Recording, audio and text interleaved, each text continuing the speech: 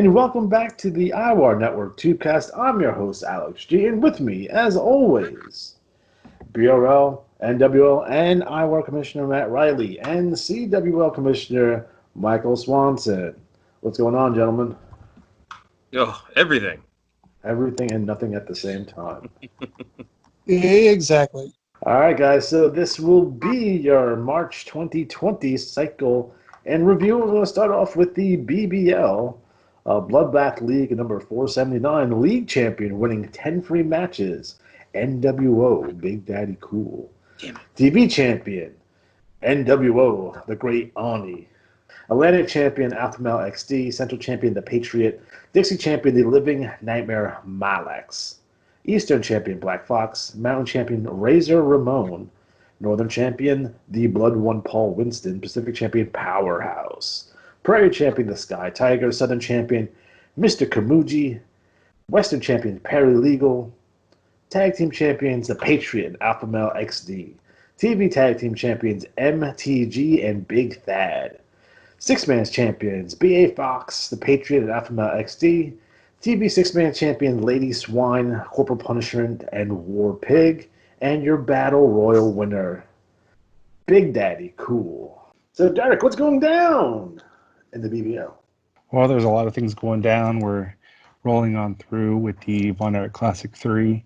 We're whittled down to 16 teams. So I'm going through right now. The teams eliminated in round 2. The Slash Master, Johnny Luger and Keith Blood. Ronnie Darmond, Brahmo Baron, Chris Slashoff. The Inmates, Fiction, Big Guns, Greg Garner, and the Pharmacist RX Payne. Seth Gallows, Jim Stevens, and Josh Gordon. El Barbaro, Dragon de Oro, and Senor Lucha. The Blood Threats, 1, 2, and 3. The Math Club are all out. And so going into round 3, we're down to 16 teams. Our top team right now is the Litigators. They're 4-0. And teams holding on down at the bottom, we have the Zastamkowskis and the Misfit Messiah and the Lost Misfits. So there'll be a lot of great matches. You have the Von Snap still in there, Lord Regal, Zolf Diggler, and Martel the Model. There's a lot of good teams still left. So we're looking forward to seeing how that pans out. A couple more cycles for the BEC. Big news in the BBL. We had our UVU heavyweight champion abandon the league, breaking his contract, being stripped of the title. We have a tournament coming up. So far, there are 8 people entered, and we're looking for more. Right now, we have Vicious Tim Clark, the War Pig, Litigation, the Almighty Sheik, the Blood One, Paul Winston, B.A. Fox, Itazuro Kuzo, and Carson Wingate. The tournament will start this cycle and will conclude cycle 482 with Sunday Bloody Sunday 3. And so we know our challengers for our next pay-per-view for the tag titles and six-man titles. The Disembowelers will challenge MTG and Big Thad. And then the Disembowelers and War Pig will take on Serenity, Chuckles, and Manslaughter. And speaking of which, Serenity, Chuckles, and Manslaughter, they are coming up almost on a full year as UVU six-man champions. Wow. Only the third team to hold the belt. Yeah. So the Kid family held it for about 9 months. Locke held it for about 6-7 months in there, and now the boys have held it since cycle 467, so it's been a long time. And then as we go through and look at different things as we get in, we're happy we were top 10 again, 75 cards, which is cool. Got some people coming in this cycle, which I'm excited about. Looking at doing maybe women's division coming up, which we'll find out this coming cycle. We're transitioning to another pay-per-view. We had some people going in, some people leaving the league, but we got the Disembowelers are looking to look for legal representation from the Litigators. Barry Stevens had a tough fight with Mamba Kid at the pay-per-view, so we're going to see what's happening now. And Dixon Ticonderoga is officially there in the BBL as partner, so we'll see what happens there. The Litigators are the number 1 seed right now in the Von Erich Classic, so it'll be interesting to see if they have another magical run. Like I said, Serenity, Chuckles, and Manslaughter turned on their former partners last cycle, Eudoxus Osborne, Justice Washington, and Hubert Roberts, so they're out of the league. We also have the NWO is back, which is really fun. They're doing a great job right now, winning both the Battle Royal and league titles last cycle. You have the Math Club, who's always fun. Calculus Adams will be the number 1 seed in the UVU title tournament. He's got the first round bye.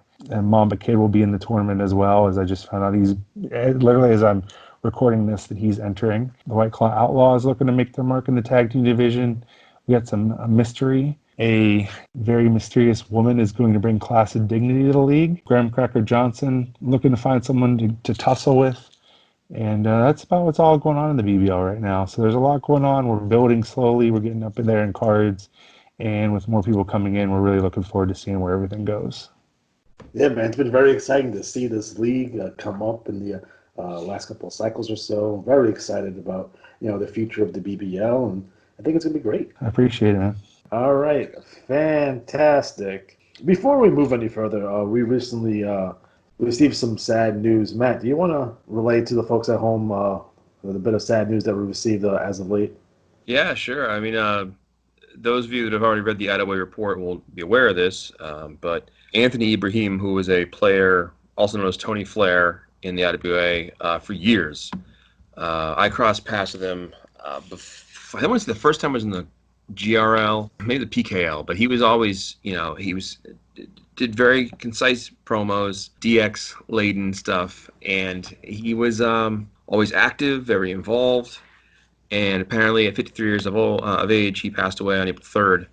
So I can tell you from my part, when he was in the BRL, he was a fun player in there, always talking smack. And if you go to the IWAR Facebook page, I actually put a link to his obituary. And some of his coworkers chimed in with some really nice words about him. He'd been working in the same spot for a while. And I think in the game, every so often we lose a player. It happens. Anything happens in life. And of course, right now, with the way the world is, it's a little more dangerous, alarming, what I'm going to call it, but still sad to hear. And there's a really nice write-up. It's a full-page write-up about his life and his contribution to the WA. So, give that a check out if you haven't had a chance to. And I always, talk about what you do in the game besides just seeing some numbers pop up. And this is the thing, if you look at what he did in the game, his rivalry, his creativity, it's really a lasting mark. So, sad to see him go too early. But hopefully, if things go well, won't have any more of these happening. But be safe out there.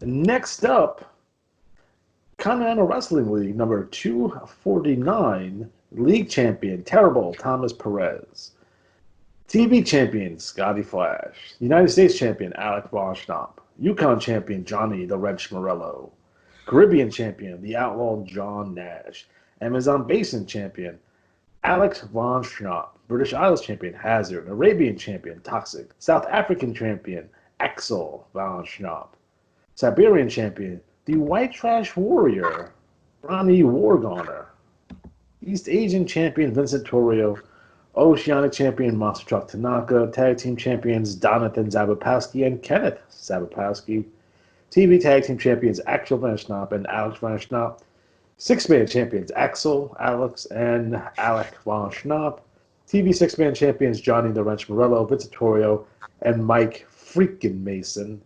And your Battle Royal winner winning 25 free matches, Graham Underwood. So, Mike, what's going down in CWL? A lot of big things coming up, a lot of big things. So, first off, we had a total of 666 matches. That's kind of an auspicious number there. For a total of 84 cards, 27 Battle Royal entries. So, we've still been able to get above that 25 Battle Royal entrant number, so we can keep giving out those free matches, which is awesome. This coming cycle 250, is going to be our next pay-per-view is going to be run. The matches will be run, that is, with write-ups to follow in 251. Collision Course is coming up with the main event being the Continental Championship will be on the line between Big Bad Bob and the wrestler with no name. Their series is tied 1-1, and this is coming down to the last one. It's going to be in Big Bad Bob's backyard, Is it going to be UW light Arena. tubes and fire and barbed wire? Because I hope so. Everything. We'll even bring out the Scorpions if we need to. Yes. Also taking place on Collision Course, we've got the Continental Tag Team Series coming to a head between the Syndicate and the Tag Team with No Name, also tied 1-1. We'll be having the Trinity Championship match between the Zasampowski family and the Lone Wolves. So we do have some number one contenders matches coming up. We'll start off with the Continental Championship. So the number one contendership is going to be between the Desperado Jan Nash and Monster Truck Tanaka. Yes. Really excited for that. I know who I'm pulling for, who I'm rooting for, because that can make things really interesting. We also have the International Number One Contenders Championship, Number One Contenders match, taking place between Kennedy Cage and Timothy Zasampowski, who were already slated to have a match on this card. So their match will not only be a last man standing knockout only match, but it'll also be for the number one contendership for the international title held by Lauren Ordure. We also have a elimination match between the Stones, Billy and James, and representatives of Mason Enterprises, Lauren Ordure and Elijah Davis. So that could be really interesting to see what happens there, depending on who wins the titles and then who's the number one contenders. The Syndicate and the Stones have a past. If it's the Syndicate and Mason Enterprises, that's Mason Enterprises versus Mason Enterprises. That's interesting. And then who knows? The Team with No Name could take this all the way. They've been on a roll recently, moving right along. We also have we have one other match on this card, and that is the Steel Cage match between Alec Von Schnapp and Mike Mason. This is going to be bad. This is going to be badass. Well, I mean, it's brought out a different side in Alec's character, so I want to see where this is going to go. So that's what we have for Collision Course. We also have started next cycle. Our breakout tournament will be starting, which all that will be in the report. A lot of trash talk going on. 2 promos from Monster Truck Tanaka. We've got some great stuff with the Wrestler with No Name and Big Bad Bob. Mike Mason and Von Schnapp. All these things are coming to a head, and this cycle is our go-home cycle. So really pour everything out in this one leading up, because this will be that cycle where what you say is building up to the match, and then next cycle is when the matches are being written up. So let's get this pay-per-view off the road and off and running. So tell us about what's going down with the Four Corners. All right. So last cycle we did our prelims, getting us to 16 competitors in each tournament, and we just had our first rounds in those. In the Eastern Green Dragon tournament, Math Jackson defeated Buster Stonewall to advance. Candy Kane defeated the Chameleon, unfortunately. Guts defeated Victor Iazimov. Duke Nukem defeated Barry Tickney Stevens. Timmy Lane defeated Mike Mason. Frank the Leatherman Snow defeated TI-83. The Almighty Sheik defeated R.A. Rude. And then Alec Von Schnapp defeated Monster James Gordon. That's that first tournament, so we're down to 8 qualifiers in there. The Southern Red Sparrow tournament, we've got Nature Boy Tommy Landell defeated Senior Lucha. Willie Norton defeated the Motor City Hellhound. Double R Rob Radcliffe defeated Rodney Diamond. Neo Dragon defeating B.A. Fox. Alabaster defeating Jim Stevens. Super Bombero Jr. defeating the Living Nightmare Malix, which is awesome because that's one of our rookies. He's in the NWL. It's awesome. John Nash defeating Misfit Messiah, and LePage Turner advancing over Agent 26. Down into the Western White Tiger tournament, we've got Sex Gotha defeating Ali Atari. Donathan Annihilation beat El Barbaro. Jerry Nash defeated the Mamba Kid. Corporal Punishment over Achilles Leos. Phantom Striker over the Velociraptor. Dark Phoenix FS defeated Dash DeLorean. Dashing Don Dario defeated the Wrestler with No Name. Another NWL rookie, the Slashmaster, defeated Brahmo Baron. And then over here in the North Black Tortoise Tournament, Matsuharu Makashi advanced. Ghostly Shadows, Johnny Vegas over Paralegal, Jan Nash, Nick Bloodtrap, our NWL participants, all advancing, which is fantastic. Well done, guys. Alexei Smirnov advanced. Barbed Wire over Queen Vixen Red. And then Graham Cracker Johnson over Seth Gallows. So that's going to bring us down to our next 8 competitors in each tournament, and we're going to keep continuing on until we're down to 1 in each one. Once we're down to those final 4 people, they're going to meet up at one 4 corners match, and the winner will take home everything. All right, man. Sounds good to me. Up next, NWL New Wave League number 146.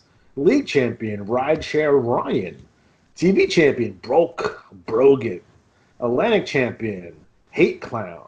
Central champion Air Brian Nathaniel Burton. Dixie champion Hawaiian Heartthrob. Eastern champion Tyler Dresden. Mountain champion Nate Moneyman Barnes. Northern champion Nick Bloodtrap. Pacific champion Jersey Joker. Prairie champion Fiction. Southern champion The Yellow Dog 2099. Western champion Scream. Tag team champions Rideshare Ryan and Air Brian Nathaniel Burton. TV Tag Team Champions Hawaiian Heartthrob and Bulk Brogan. 6-man champions Tyler Dresden, Hawaiian Heartthrob, and Fiction. TV 6-man champions Rideshare Ryan, Air Brian Nathaniel Burton, and Delivery Dan. And your Battle Royal winner is Bulk Brogan. So, Matt, what's going down in the NWL? Well, I want to say one thing real quick. First, another good report of good work, you guys. But Bulk Brogan, with a 500, took the TV and the Battle Royal. So he did not place in the report, unfortunately. I was hoping, really pulling for him. If those of you don't know, outside of the IWAR, there's some players with like 300, 400 wrestlers. So there's quite the run going on. For some reason, certain people are playing like crazy.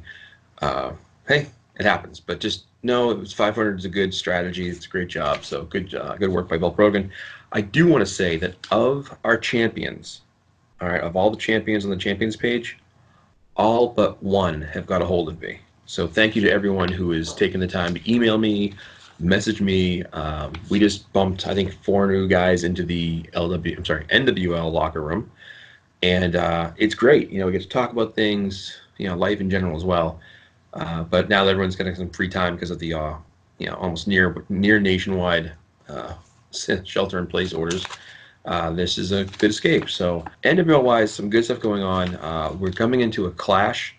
So the Clash of Champions,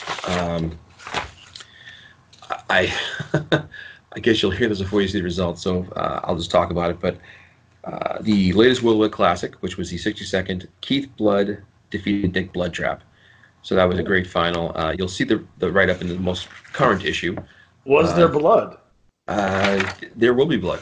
And Okay. It was the all-blood final. I also should mention that the All-Rookie Cup is down to the 4 finalists, and they are Nate Barnes, Nick Bloodtrap, Frankie Cecchino, and Super Bombero Jr. And I would say this. I know that the folks that run Bloodtrap, Cecchino, and Barnes, 2 of them are brothers and one's a friend. So they've all had the same exact strategy score the past 3 cycles of play. So likely they're just kind of going with the same score. Now keep in mind, only 2 people are going to advance to the finals. So you probably want to make sure that you can get the best, highest score because you want to make sure you get in that final. Just saying. So that's going on. He defeated Super Bombero. He did 500, so good for him. It was an Iron Man match. I don't know if I was able to write that whole up. 5 pages match long. I added a page called Stars the NWL. And this is sort of what I did the BRL, where it's you know, kind of mini bios, the idea of who's in the league. And because you kind of cycle through about 20 or so stars, you know, like at any one time we have about 20 stars worth watching, it should work out pretty well. So we're going with that. If you see your wrestler listed and you need a picture and you don't see one, contact me. You know, make it easy for me. Pay-per-view matches. Let's see here. I don't know all the results off the top of my head, but you'll see that in the issue when it gets posted. But I will say that Big Guns Greg Gennard did win the championship. And as you go through this current issue, it's up for reading right now. You'll see the Veterans Corner has an open Rainbow Angel, who's on schedule, the strategy workshop, which brings me to a point about the strategy workshop. I'll be doing it again this coming Thursday, and we'll have coverage of how we do. This past cycle was pretty good for us overall as a league. In the NWL, I hope you guys keep it going.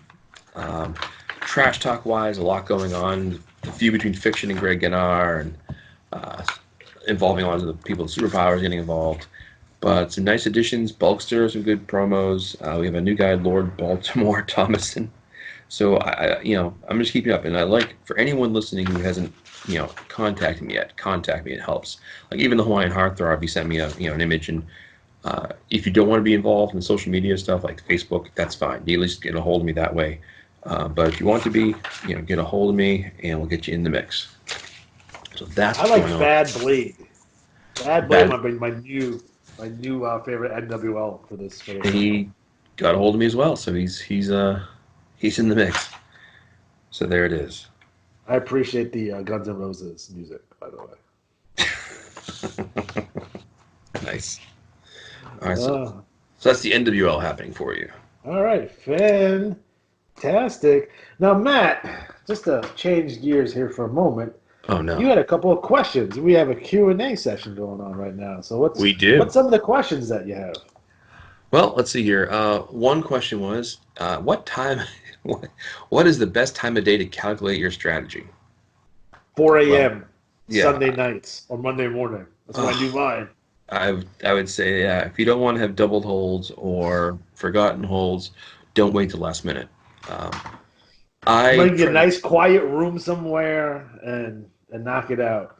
If you get distracted, you will make a mistake, and your 498 will turn into a 468 real fast. Yeah, it's funny how many guys I know in the game that send their stuff in by mail that do their strategies. Like, I remember Frank Snow used to do his strategies like right after the bulletin came out. And I'd be like, what? And some players do that. I always suggest, if you can do it, email your strats in after Iron and Steel have played through. As you will see when they do the IWAR workshops, I make sure to list what last cycle's drops were. You see all the drops, but Iron and Steel play a part in what might be dropping in gold. And if you don't take that into account, and then you drop the whole So what's the theory here? The theory is if something dropped in iron, it's probably not going to drop in gold. Exactly. Is that the theory? Okay. Exactly, yeah. So just to make it clear for everyone, you want to take a look at the other federations' drops, because it's a good possibility you can eliminate those particular holds from being dropped. Right. Just due to the fact that they very rarely drop the same holds in the same fed. So keep that in mind. And here's the point of contention. If you want to not do all that homework and don't have to worry about what's happening, either watch the workshop with me or just join our Facebook group and you'll see it posted and we'll let you know what the drop was so you can do it on your own. But I would always suggest doing your strategy when you're not dead tired, because that's when I generally tend to make my mistakes. All right, so that was question one. So, all right, what do you do when one of your wrestlers runs into a wall storyline-wise? Maybe it's a lack of a feud or too many opponents coming in at once. How do you choose and prioritize opponents if you have more than one to choose from? And what do you do when you need a wrestler you operate gets stuck? I'll let you take that first, and we'll... For me... I like this question. It's a really good question because it happens from time to time.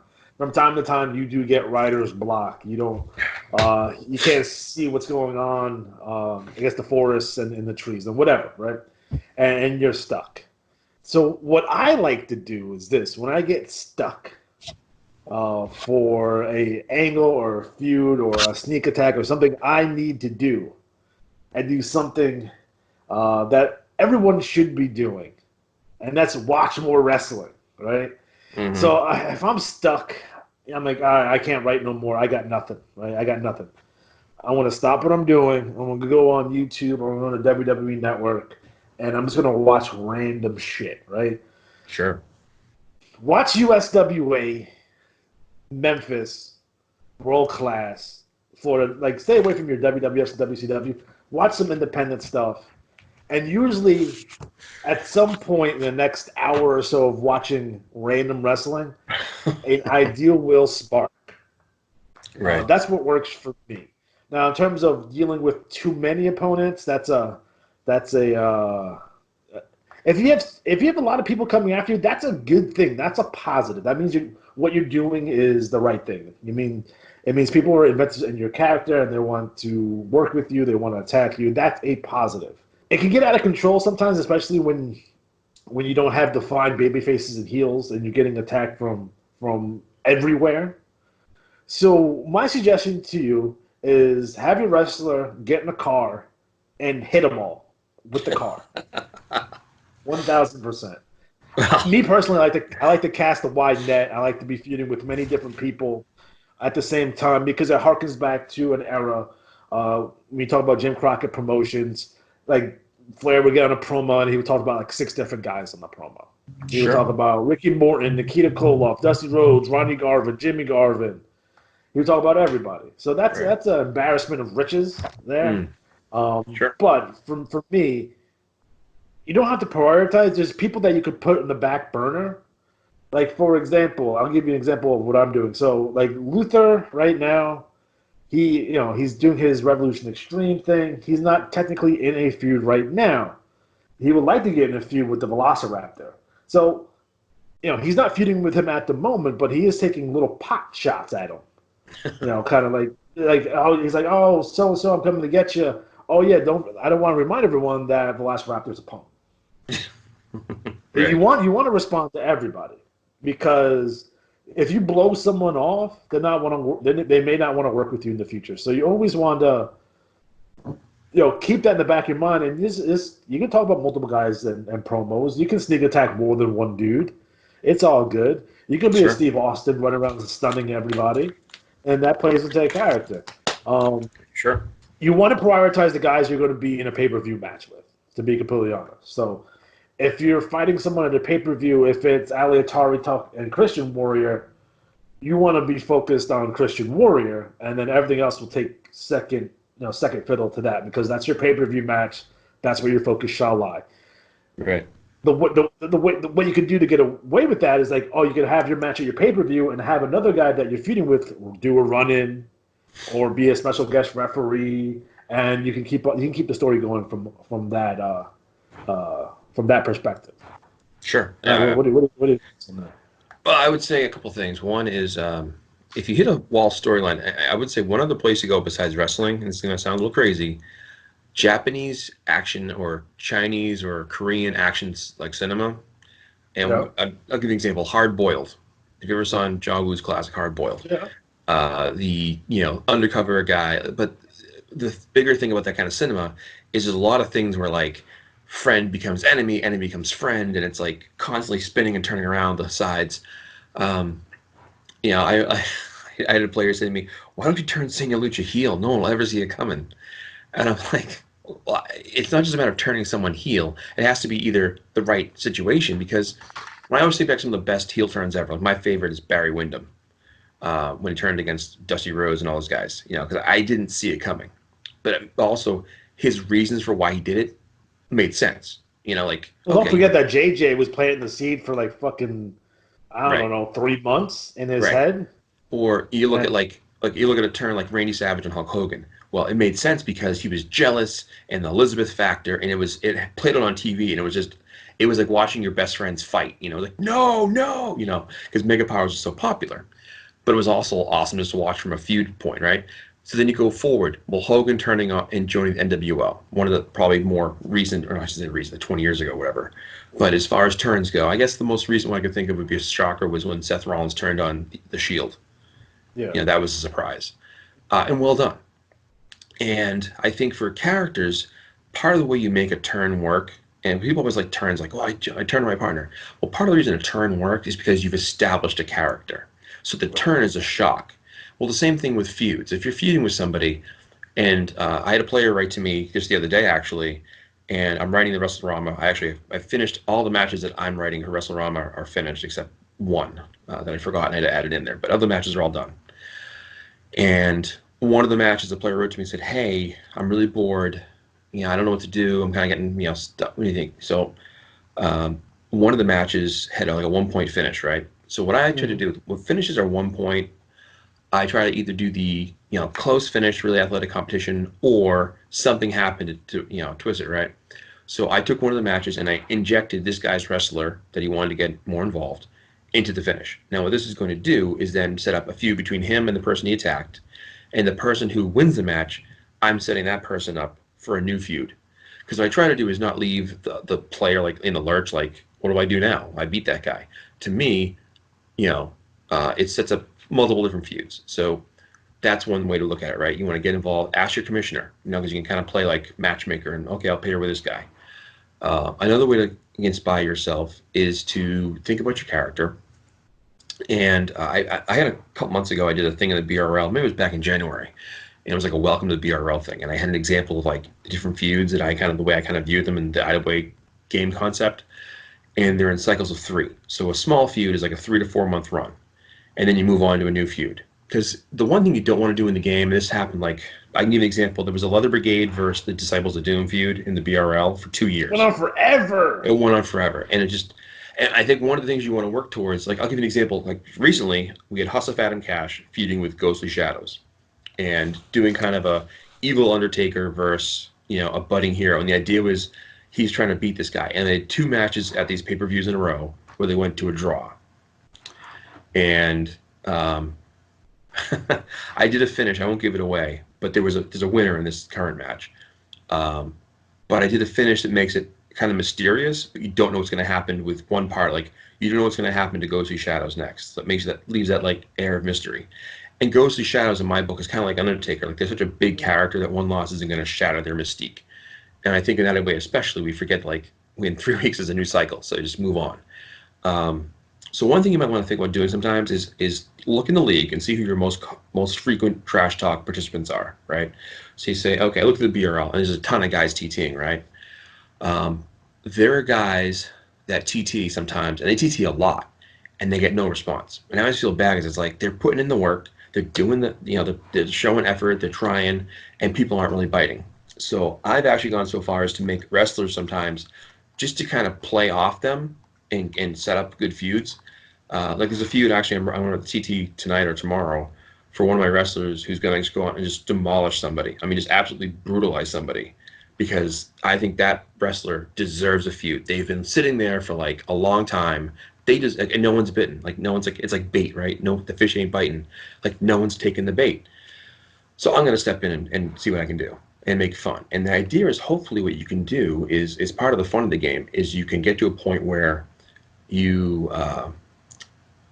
have characters that people know. Like if I say Punk Rock Mike in the BRL, most people in the BRL know, well, he's a good guy, or Mike Sebastian. Yeah. So behind the scenes, most people don't know this, or maybe you do, you just think I only do it to you. I'm talking to the players in my leagues and saying like, hey, where do you want to go with your wrestler next? What's your next plan? And if they say this, I'll say, all right, let me throw 3 options at you. 1, you stay the pace, you keep your character as is. 2, you turn on somebody. 3, you attack somebody out of the blue. Like give them ideas, because just because you attack somebody is not a turn. It's only a turn if you're breaking character. And another thing people don't do enough of too is kind of the reverse turn. And I don't really mean that, but I mean have your wrestler who's a bad guy come out and save somebody. A lot of time we watch wrestling nowadays. I'll never forget the night Edge came back and then Randy Orton destroyed him, and it's like there's no one out back coming to save Edge. No one. Like no one. Like, that's a WWF thing. If that was anywhere else, there would have been baby faces out there. Like that could have been, and again, it could have been one of those things where like it would have made the drama so much stronger if guy after guy came out and was like, dude, Randy, come on, dude, enough, and he because one of the guys heels, but there's this one thing where Midnight Express attacked Bill Watts, but Watts is doing an interview with Butch Reed, and Butch Reed is a heel. But he's so disgusted by what the Midnight Express did to Bill Watts, he just walks away. He's like, I'm not getting involved in this shit. Right. Fuck that. And in a similar note, when Barry Windham turned on he turned on Lex Luger, sorry. Dusty was the Midnight Rider at the time. And he went storming into the bad guy locker room. Yeah. And they just surrounded him and started beating the shit out of him. And it was awesome because it showed that like camaraderie, which I think people don't see enough of. I mean, if you watch AEW right now, they're doing a thing where they have some of the wrestlers outside the ring. And I know it's a small element, but it adds a lot to the portrayal of the match. And to me, it's kind of fun watching heels cheer other heels, or good guys, like vice versa, right? So I would say if you're getting to that point where you want to mix things up, that's a good way to do it. It's just like think of paths to take your wrestler. You know, is there a finisher you want to use that someone else has? You can have a showdown of finishers or similar. Like I've been in leagues with guys with similar names. Now, one of the questions was about prioritizing your opponents. So I can speak to this personally because I have the author of Agnew LePage Turner. And what I do with him is something I did actually back in '87 when I first started playing the game. One of my first wrestlers, my first league champion ever, was Bodacious Brad Blaze, which, yes, trivia note, was my first ring name. And what I did with Brad Blaze is I wrote a one-page article. I just talked to all of the guys in the league that were like active and trashed them. I would write like the stupidest things. I'd be like, I saw in card 7, you lost by 10 points. You suck, in capital letters. Now, I was a 14-year-old kid, so I didn't know what the hell I was doing. But everyone went nuts because I won the league title, and that made my promo that much bigger. Well, flash forward, I'm the BRL champion with LePage Turner.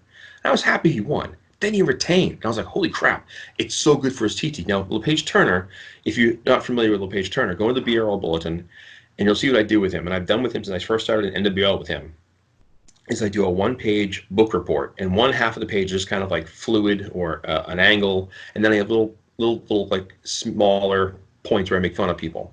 And I'm pretty mean. I try to be I try to be pretty mean about it in a nice way. But what I do with him is I make a lot of enemies. So depending on the response I get. So for example, LePage Turner going into WrestleRama, I've been slowly building him to have bigger and bigger matches. So his first match was like a loser bows match, and I doubled the hold, or the IWA screwed up my hold. So the match, when it played out in the game, like it was like a 30, 40-point loss. And I'm like, no way. And I looked back and they just did something had happened where he should have been like a tie or whatever. But anyways, Robbie Blow was cool about it. We wrote it into the feud, whatever, right? So you build it to another match and another match. And then I have a feud with Cujo, and I build that feud with Cujo up. And now I have this feud where he's been saying that Eric Endgame's wife, Lucy Lethal, has been hitting on him for months and won't stop sending him dirty pictures and stuff. And the player, in It response, happens to be in real life all the time. right, the girl from Cut 7-Eleven. that shit out. Cut that shit please, out. please, the fan mail for these Tubecast is out of control. So Eric Endgame, the manager, Jamie, James, I guess it's Jamie. Anyways, he had responded, and he was getting angry, and he was beating up Turner. Well, then Turner kept winning. So now we have this match where they're facing each other, and it was a lumberjack match. And you'll read that match results. But the idea was I found someone who was responding positively in like a way of like really biting, if you will, and I fed off that. So you can kind of shake it up. Like I always say, it's good to have 2 to 3 opponents at any one time, because that way you can kind of shift. Because let's say, for example, like we have the A-listers, right? And it's a handsome Hollywood star and late night Logan Kane. And Brad and Larry put the team together, and they're doing a good thing together, right? So Buster Stonewall, a few months ago, or maybe 3 episodes ago, I guess, he smashed a mason jar over Hollywood Star's face to mess up his Hollywood good looks. Good angle, okay. Now, depending, let's say, for example, for some reason, him and Star were going to have a match. Well, that leaves Logan Kane free. So if Logan Kane has multiple guys he can feud with, he can go to one of those things and feud. Now, what's coming up next is a preview for the BRL. I'll wait till I get the BRL preview. I'll talk about it then. But just so you know, the more you have to work with, the easier it gets. So be sure to markable people. I can talk. I'm not tired at all. Making sure you mark up multiple opponents so you can take the time and have options. Because if you pigeonhole yourself into one feud only, and I'll give you an example. A couple of years back in the IWL, actually, I created a wrestler called Johnny Pronto. And Yanni Pronto was made up after a coworker of mine who was this super hardworking kid from Puerto Rico, and he was always telling me stories about Puerto Rico. And his girlfriend was from, I think, Barbados, but he was just telling me stories. And then the island got hit by a hurricane, and he would tell me about like how crazy it was back then, show me pictures on his phone. So I wanted to make this kind of the white meat, so to speak, babyface, and have him come in. And at the time in IWL, there was a wrestler there called Aaron McFleece, Fortune 500, and he was a super rich, wealthy wrestler, right? So the idea I wanted to go with was have a feud with him and Johnny Pronto. And I think after 5 months of promos, he had not responded to me but like one time. And I just gave up. And I think that's why, like, you want to make sure you have multiple oars in the waters, or like, fish lures in the water. So that way, if you don't have one hit, you're not sitting there going, oh, I've been waiting for 3 months for someone to respond back to me. Like, call multiple people. If you're a good guy, call out bad guys.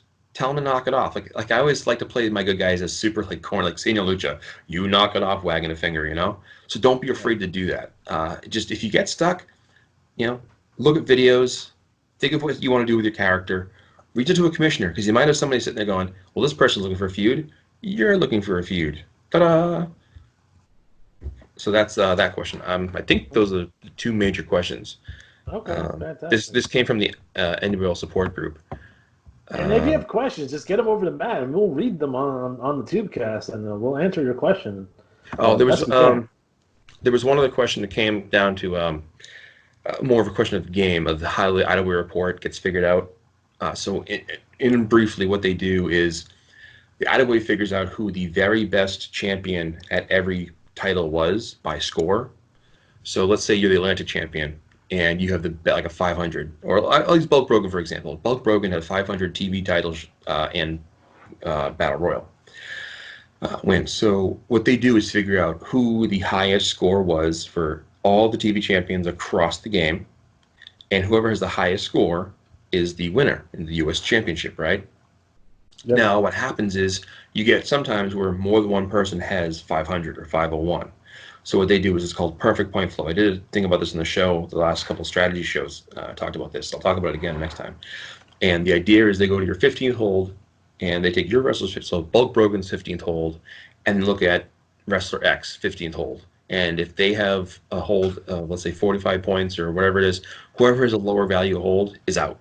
I'm sorry, is on. So if you have a 45 or 44 at 15, and the other guy has a 43, then they remove the 15th hold, and if they do the scoring again, you'd be down a point, right? So just that's how they break it down. I'm doing it real brief, make it easy, but that was a question that came out. So there's that. All right, man, I dig it. All right, next up, IWL Independent Wrestling League, number 119 league champion, Texas, Jesse Tombstone, and he doesn't deserve it. Television champion, Shotgun James Carnage, he doesn't deserve it either. That's right, I agree. New York City champion, Apollos the Destroyer Payne, Los Angeles champion, Catfist Bucky, Boston champion, Christopher Destruction, Detroit champion, Blackjack Robertson, who also does not deserve it, Cleveland champion, Kenneth Oblivion, Dallas champion, Jordan Drake, Memphis champion, Pop Culture, Peter Cross, Miami champion, Neo Dragon, San Francisco champion, Matthew Grabowski, Chicago champion, Tiamat, tag team champions, Indian Joe and Monkey Eye Tim, TV tag team champions, Apollos, the Destroyer Payne, and Jordan Drake, six-man champions, Jordan Drake, the American Savages of Buddy and Hank, your TV six-man champions, Pigeon Boy, Quailman, and Recyclops, and your Battle Royal winner winning 36 free IWL matches, Jordan Drake. So, Alex G, what's going down in the IWL? Well, Soul Survivor is here, ladies and gentlemen. Matches will play this cycle, so double check those holds. Make sure your strategies are on point. The matches will run this cycle. In addition to that, we have a new format for the Commissioner's Report. This is supposed to actually come out last cycle, but my computer exploded, and I couldn't get it done. But it's out for this cycle. It's a Wrestling Wrap-Up, which is actually the concept is stolen from Wrestling Wrap-Up, the old NWA magazine. We have Alexander J. Styles on the cover here, along with the American Savages, the Midnight Rider, and Jack Udley. We have an address from Samantha Soley, the IWL president, and then we go to the IWL Blaze 411. Fahrenheit does a fantastic job recapping all the action in the IWL, 3 pages long, guys. In addition to that, we have the staff, and I appreciate those of you who are actually using the staff members and your TTs or your sneak attack. Please keep it up. These would be the figures I would prefer you guys to use when it comes to trash talk. We have Lance Catamaran as your play-by-play announcer, Tully Schiavone as your other play-by-play announcer. We have Mr. Corey, which is your ring announcer, Clarence Conklin, which is the official attorney of the IWL and Revolution Extreme, Samantha Soley, your president, Roz, who is the head of security, David Crockett as the backstage interviewed, Karen, who is the office bicycle, and Vic Venom, who is the magazine. We do have a top 10, a new top 10 list, and there's actually a formula I use to actually come up with this top 10. There's actually something that goes into that. I'm not going to reveal what that is, but there is a formula. This is not me just picking wrestlers at random. Host of Soul Survivor, again, it's this cycle. All the entries should be in. Young Lions Cup will also take place at Soul Survivor. Winner will receive 10 free matches and a shot at the Pan Am Championship. And then the 4-pack challenge, it actually ended in a tie. So next cycle you'll see the Amazing Graces and the Revolutionaries actually tied. So their pay-per-view match will now be for number one contendership, for the Unified Tag Team Championship. And then we have a nice pin-up picture of Jackson Spartacus, a new entry into the IWL. We have the Revolution magazine. Again, a lot of fun putting this together. If you haven't read it, please go through it. Lots of shenanigans and tomfoolery. I do like my rendition of the Grand Theft Auto cover art, which I did for Revolution Extreme. I thought that was one of the more innovative things I've done recently.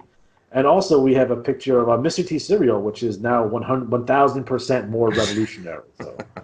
So that's good. And then we have Weekly World News. We have a picture of Knight Rider, who sells out to Luther Alexander, and Karen, who asks for the manager once again. So, again, lots of fun there. I thought, again, the guys at TT this cycle, top-notch, top shelf. I enjoyed it. Do yourself a favor, read Neo Dragon's TT. Again, off the charts. He did a fantastic job. Overall, again, we have the Gentleman's Club with Woodland Worthy and Jordan Drake and Apollo's Pains and American Savages. They're doing their thing about Atari talking that shit. He does have that pay-per-view match with Christian Warrior. We have the Chameleon, who is still he's going to have his match with Soul Train Jones, which will be a Rikers Island death match, by the way, guys. So someone will get shanked in that match. Again, we have the American Patriot, who is still chasing the Backstabber, and the Christian Warrior, who does have his match coming up at the pay-per-view with Ali Atari. The Amazing Graces, again, like I said before, will face the Revolutionaries of Che Guerrero and Soul Train Jones at the pay-per-view. We have Alexander J. Styles, who does have a decision to make. It looks like he's been heavily recruited by Revolution Extreme, and hopefully we'll find out his answer sooner rather than later. We have the Math Club. They claim that the Math Club beatings were up 200%. I don't think that's accurate. It was probably minus 6%. We have Ryan Patrick, who is talking that shit about Samantha Soley. Yeah, I'm pretty sure he's going to get beat up by Dr. Slam at some point in the future.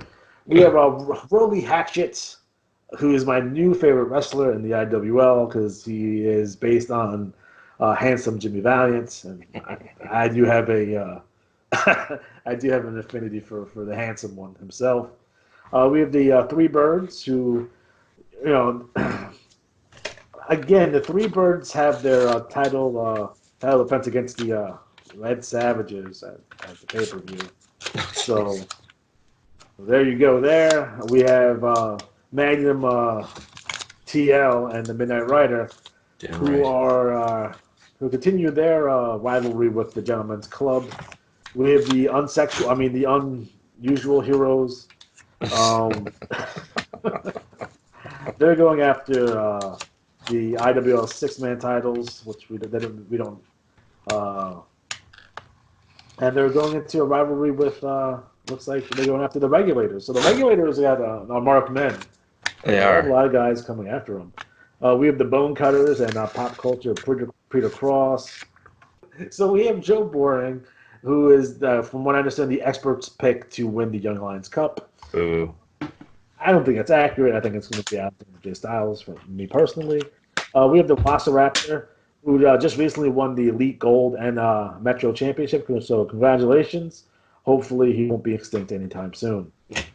We have Indian Joe and looking at Tim talking about the Three Birds. Queen Vixen Red crying in her cereal about not beating Luther Alexander. And you have Wrestle Wars, which is, again, one of my favorite segments in the IWL. Again, it's basically a YouTube-style show, which is hilarious. So nice job on this. I thought it was I thought it was hilarious. So guys, that's the IWL in a nutshell. So just keep up the good work. Again, Soul Survivor is going to be fantastic. So again, once you get those results from Soul Survivor, start sending in your match write-ups sooner rather than later, so I can put them together because it does take a while. So, all right, fantastic. And next up, BRL number 547, league champion, author of Agony, LePage Turner wins another 10 rounds. TV champion, Hot Stuff Adam Cash, Atlantic champion, Sax Gotha. Welcome back to the title page, buddy. Central champion, Robbie Blood. Dixie champion, Enric Filamonte. Eastern champion, Silver Fox. Mountain champion, Nature Boy, Tommy Landau. Northern champion, Cowboy Jim Spur. Pacific champion, Fatty the Butcher. Prayer champion, Duke Nukem. Southern champion, The Orphan Crippler. Western champions, Ghostly Shadows. Tag team champions, Dash DeLorean and Enric Filamonte.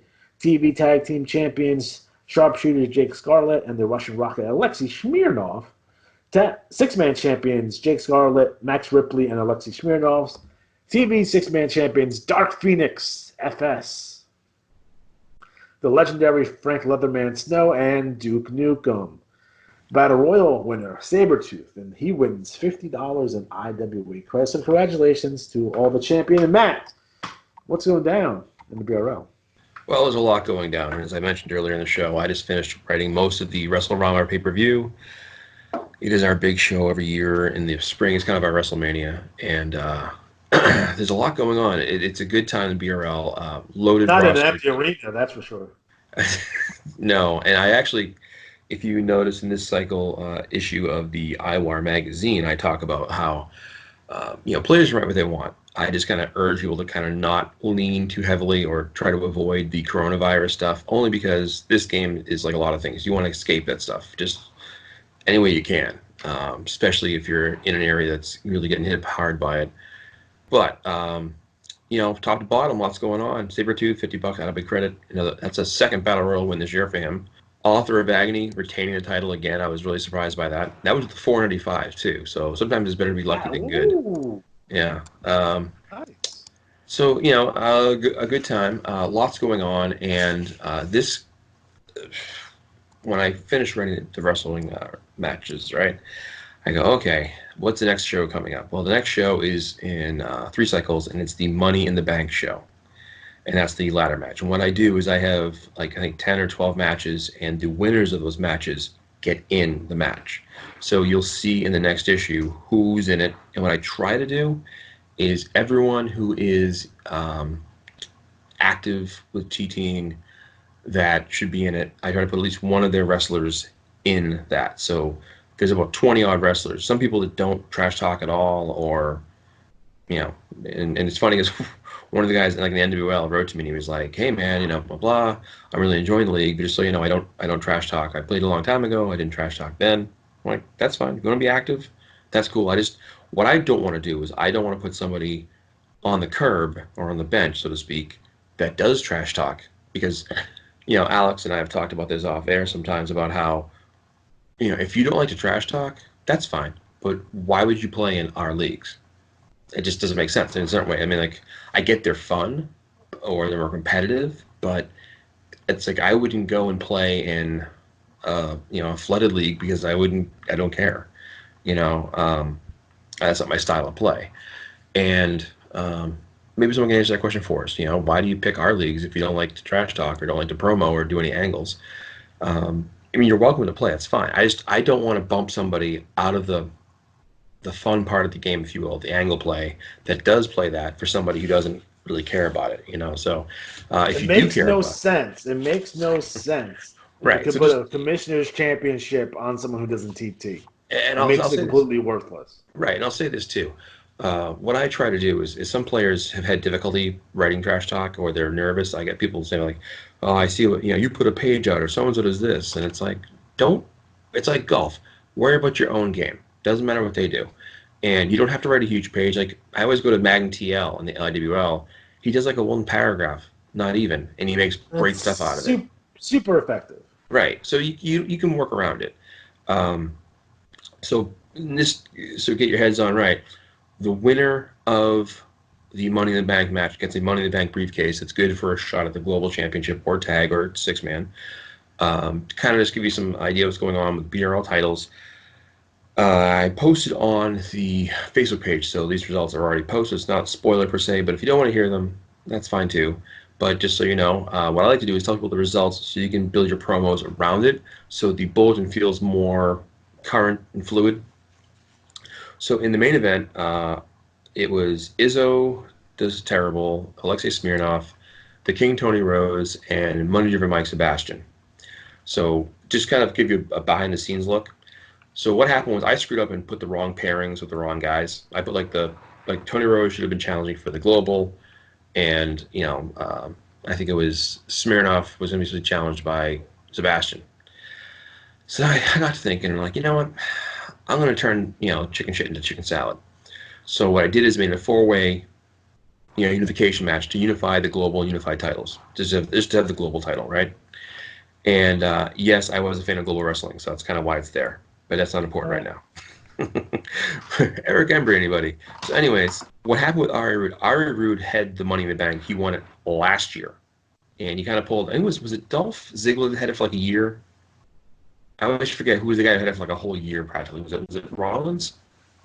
It was somebody. In the I think it was Rollins or Ziggler, but like they had it for like a year. They kept teasing it. Well, anyways, the way it works is Maybe it was if the you don't Miz. cash Was it it in with the a Miz? pay-per-view, the Money in the Bank match, what ended up happening was last year, Ari Rude won it, and he needed to cash it in before the end of the year for the next pay-per-view, which was coming up soon. So essentially, WrestleRama is where you have to cash it in. And so you had the four guys in that match: Tony Rose, Mike Sebastian, Alexei Smirnov, Izzo the Terrible. So each of those guys had their strategies recorded over 3 cycles, and then whoever's the highest average of those 3 wins. So what we do with the Money in the Bank briefcase is you can cash it at any time, but you have to do it before the 3rd cycle plays out. So for example, normally you can see 2 cycles worth of scores. So in the 2nd cycle, Ari Rude hit 500. So he had a really good shot at winning anyways. And he didn't do great this past cycle. He had like a 489 or 490. But because his average was so high, he ended up winning the match. So Ari Rude is the champion again. The A-listers retained the global tag against the politicians. Oh, I should mention too, the next challenger for the global title is LePage Turner. The next challengers for global tag will be Russian Roulette, which is actually a rematch. They were the team that the A-listers beat. And then we have the global 6-man championship is going to be determined. And what I did is I went through and kind of did a similar like ranking best scores like I do for the other titles, except the top 2 contenders will be the teams that fight for the championship. So the teams that are fighting the championship to be the first global 6-man champions will be Arrogance, which is Lord Regal, Martel the Model, and Zolf Diggler, going against Team Meow, which are kind of the underdogs of El Barbero, El Dragon de Oro, and Sena Lucha. So they'll go at it for 3 cycles, and then whoever during that time has the number 1 contender will challenge for the title next. So other things going on. There's lots of matches that people do. I won't go into all the matches, but one of the bigger matches there kind of parlays into my next thing. Talk about the IWAR events. So I'll talk about them now. The first IWAR Women's World Champion was established. So it got down to one semifinal was Tiamat and Betty Red, and the other semifinal was Becky North and the Desperado Jan Nash. So your final was Betty Red versus Jan Nash, and Betty Red had the better strategy. So Betty Red, the Queen Wildfire Betty Red, managed by Catfish Rob. Betty Crocker? Betty Crocker, that's right. Finger looking good. Is the first IWAR Women's World Champion. So we have I'm that. not happy about that. It should have been Tiamat. Well, Tiamat, you'll be happy to know, is the number 1 contender and gets the first shot. We're gonna take So that though. that's going to be a tough one, yeah, for sure. So congrats to Betty Red for winning that. Punk Rock Mike had a shot at the Revolution Championship held by Kennedy Cage, and Kennedy Cage with 494 turned back Punk Rock Mike's 490. Nice. So that happened. In other matches, Joe Boring retained the IWAR World Championship by defeating Ali Atari. Jane Red and Matthew Van Slaughter beat the Syndicate. And now, let's see, next champion challenger for Joe Boring, and the IWAR Championship is going to be Big Bad There he Bob is. from the There he is. CWL. Can he be a triple champion? Can he pull it off? Is it UW? UX? UW champ. UW. Can we be honest here for a minute? When we first saw Big Bad Bob in the NWL, Yeah. all right, he's doing some fun stuff. It's like, he's probably going to be middle of the road, and I really thought this. He's going to get it enough where he's going to win some, he's going to lose some, but Right. his success in the CWL is something that is welcomely unexpected. I am Totally. ecstatic for Big Bad Bob. My Yeah. favorite wrestler. Yeah, it's fun to watch, and I'm happy for him. So hopefully he'll keep winning. Oh yeah, so Jane Red and Matthew Van Slaughter will face the Patriot and Alpha Male XD, I believe, next, and then the Von Schnapps beat the Freebirds that is, to become the IWAR 6-man champions. So they'll be facing whoever wins the Von Erich Classic. So that's going on IWAR wise. Then other IWAR news. You don't care if I'm parlaying into that stuff, do you? So the Four Corners Invitational is underway. I won't go into it because that's not my event, but it'll be covered elsewhere. Same with the Von Erich Classic 3. That's underway. And if you didn't know, what he does is it's a round-robin tournament, and the worst teams out of each round are eliminated. So the first round was like 4 teams got eliminated. The next round, 8 teams got eliminated. So it's getting down to the nitty-gritty. I will let Derek cover that. Just so you know, the Johnny B Cup and the Murano Memorial are loaded up and ready to go. It took me like a night to get all the matchups right. It was kind of a pain in the butt, but it'll be okay. Because we had a couple of extra people signed up for different events, there's a few matches that are either in the Murano, they're triple threat matches, and the Johnny B Cup, there are 2 matches that are play-in matches. So that will be that. And let's see what else. Oh, the All Rookie Cup I talked about. Oh, later in the summer, or I should say summer-wise, Summer Series number 3 is coming up. That's a $5 buy-in. We'll talk about that later. That's like a 1 wrestler per manager event. It's usually only about 10 to 12 managers join up anyways, but it's always a fun little way to like get some hideaway credit. That's a big event. That'll be IWAR wide.